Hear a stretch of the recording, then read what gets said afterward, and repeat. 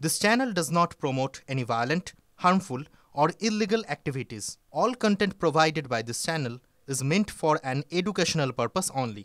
Top quality और consistent performance के लिए सिर्फ सिल्वर पंप नाम याद रखना।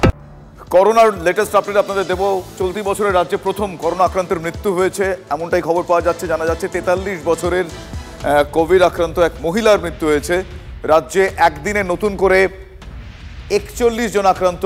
রাজ্যে আক্রান্তের সংখ্যা 331 থেকে বেড়ে 372। দেশে 4000-এর গণ্ডি পেরিয়ে গেছে আক্রান্তের সংখ্যা। আমার সহকর্মী সৌরভ দত্ত এই মুহূর্তে আমার সঙ্গে রয়েছেন টেলিফোন লাইনে। সৌরভ, এক্ষেত্রে মৃত্যুর কারণ কি? করোনা কারণের আগে চিকিৎসকরা বলছিলেন যে এক্ষেত্রে করোনার সংক্রমিত হওয়ার সম্ভাবনা বেশি, কিন্তু মৃত্যুর সংখ্যা তেমন হবে না। তো এক্ষেত্রে কোনো কোমরবিডিটি বা ইত্যাদি ছিল? দেখো, এইবার এই যে পেশেন্ট যিনি আলিপুর বেসরকারি হাসপাতালে চিকিৎসাধীন ছিলেন, সেই পেশেন্টের সেই অর্থে কোমরবিডিটি ছিল না বলেই আমরা জানতে পারছি। চিকিৎসকদের সঙ্গে কথা বলে আমরা যেটা জানতে পারছি যে তার অক্সিজেনের চাহিদা ছিল এবং 48 ঘন্টার মধ্যেই এই মহিলা শারীরিক অবস্থা দ্রুত অবনতি হয়, একাধিকবার তার হার্ট অ্যাটাক হয় এবং তারপরেই শেষ পর্যন্ত তাকে আর রক্ষা করা যায়নি।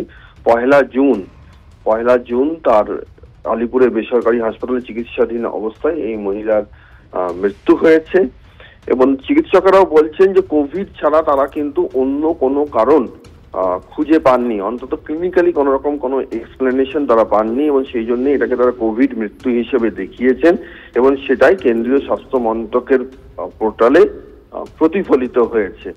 কেন হলো, কি কারণে হলো, সেই ডেট অডিট হলে আরো বিস্তারিতভাবে জানা যাবে।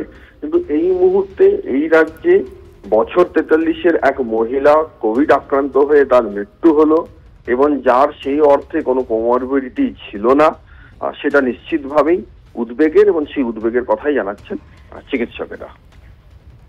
ধন্যবাদ সৌরভ।